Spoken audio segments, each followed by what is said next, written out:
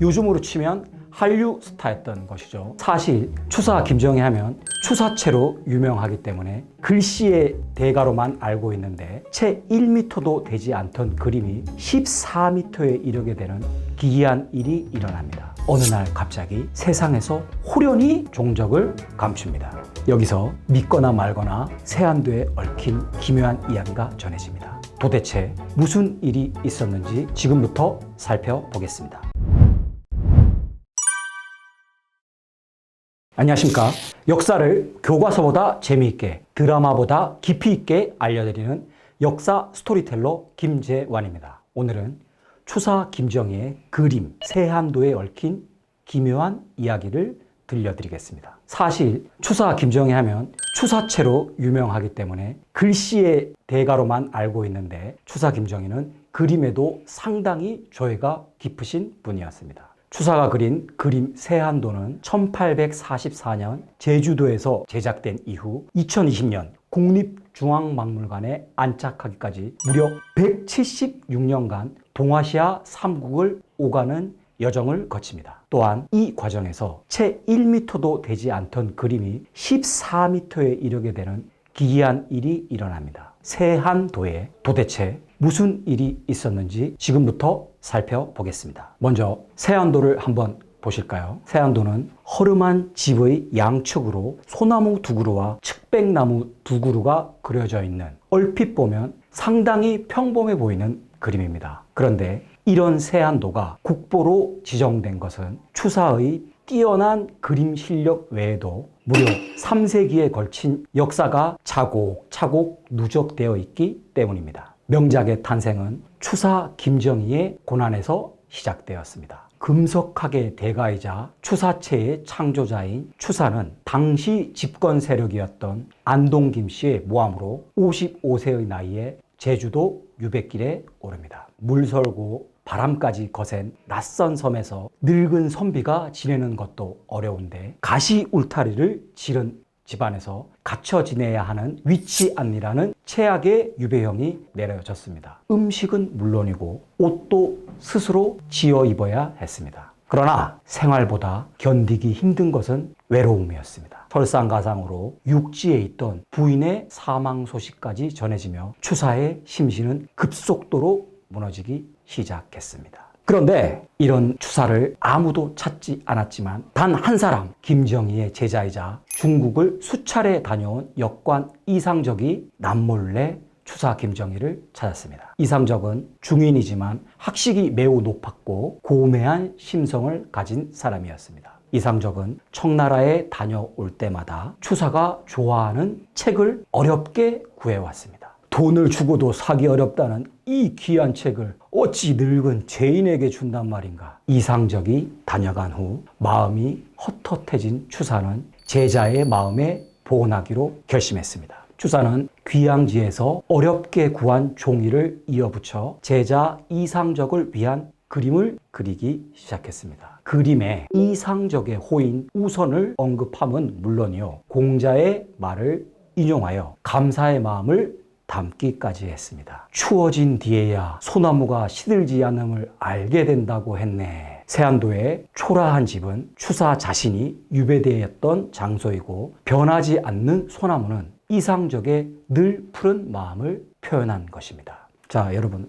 상상해 보십시오. 추사가 청탁을 받은 것도 아니고 마음이 스스로 일어나 그림을 그려주었다면 반기지 않을 사람이 세상 천하에 어디 있겠습니까? 이상적은 당연히 세안도를 매우 좋아하였고 그 기쁨이 얼마나 컸는지는 추사에게 보낸 편지에서 확인할 수 있습니다. 스승님, 세안도 한 폭을 엎드려 읽으려니 저도 모르게 눈물이 흘러내립니다. 그림을 영경으로 가져가서 친구들에게 구경시키려고 합니다. 추사의 세안도가 제주에서 출발하여 청나라로 가게 된 연유입니다. 추사는 당대 동아시아에서 명성이 높았던 대학자였습니다. 요즘으로 치면 한류 스타였던 것이죠. 그런 추사가 기양지에서 그린 그림 세안도를 이상적이 가지고 북경으로 온다고 하니 큰 화제가 되었습니다. 그래서 청나라 문인들은 연애를 베풀어 주었습니다. 그렇게 세안도의 매력에 푹 빠진 16인의 청나라 문인들이 그림에 시문을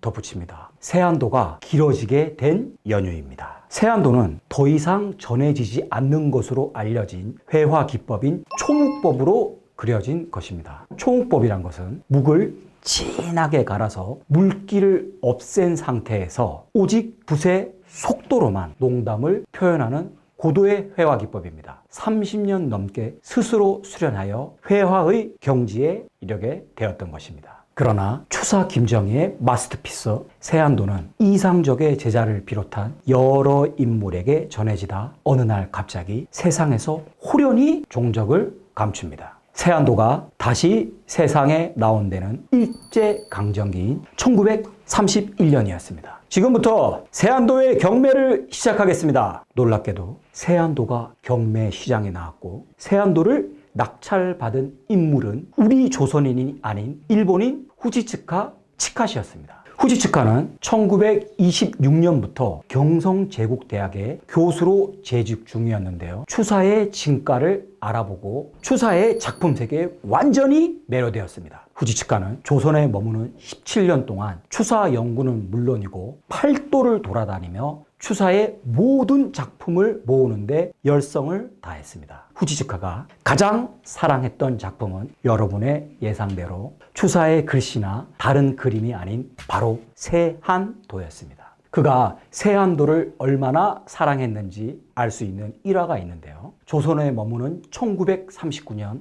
후지츠카는 환갑을 맞아 지인들을 위한 특별한 선물을 준비합니다. 그것은 세안도의 카피본이라고 할 수 있는 세안도 영인본 100부를 제작하여 자신의 환갑잔치에 온 지인들에게 나누어 줍니다. 그러나 후지츠카는 이 땅에 세안도 영인본만 남겨두고 원작 세안도를 품에 안은 채 자신의 고국인 일본으로 돌아갑니다.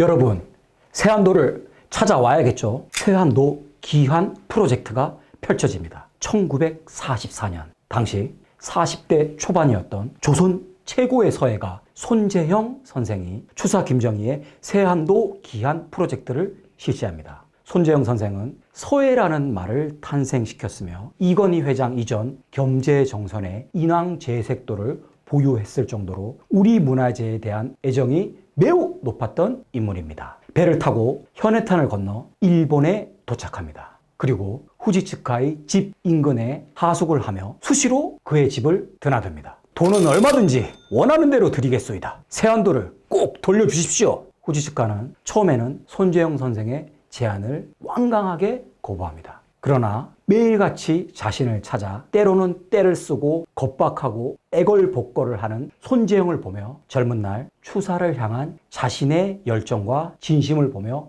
마침내 마음을 엽니다. 내가 젊은 당신에게 졌소. 그리고 돈은 필요 없소이다. 부디 세안도와 추사의 예술을 잘 지켜주시오.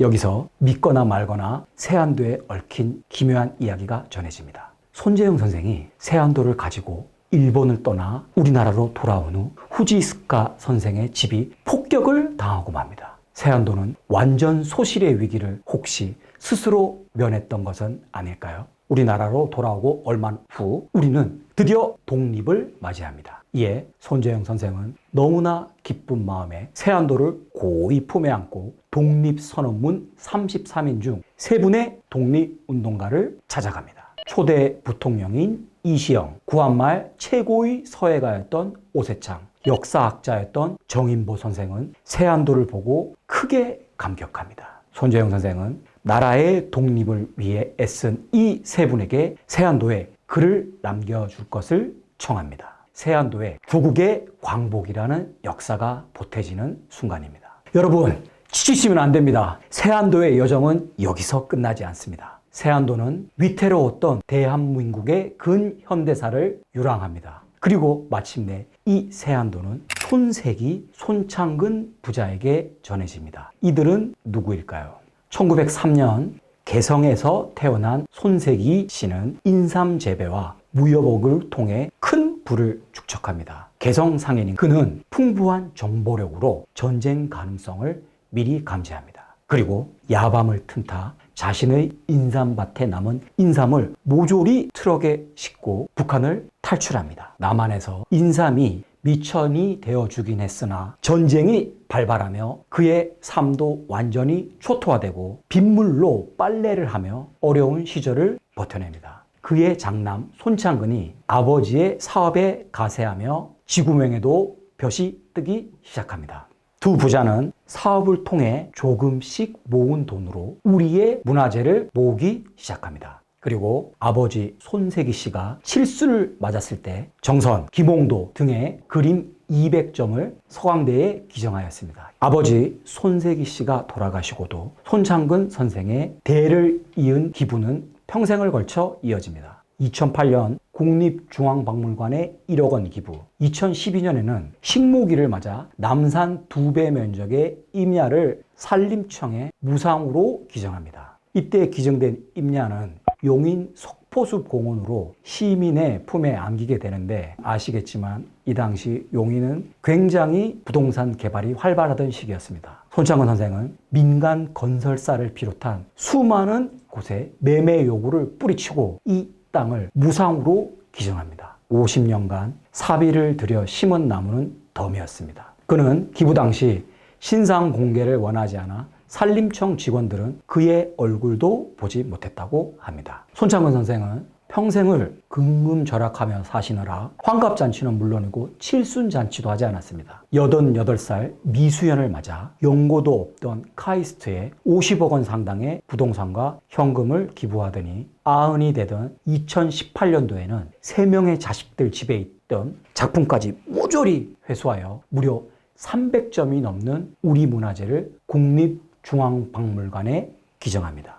용비어촌과 초관봉과 추사의 또 다른 난초 걸작인 불이선난도까지 포함됐습니다. 이에 국립중앙박물관은 매우 이례적으로 손세기 손창근 특별전을 개최하며 예우를 다합니다. 문화재 기부왕이라고 해도 손색이 없는 그가 마지막까지 놓지 못한 작품이 있습니다. 바로 추사의 세안도입니다. 그의 마음을 움직인 것은 전쟁의 포화를 함께 뚫고 평생을 걸쳐 모든 것을 함께 일군 부인 김연순 여사의 한마디였습니다.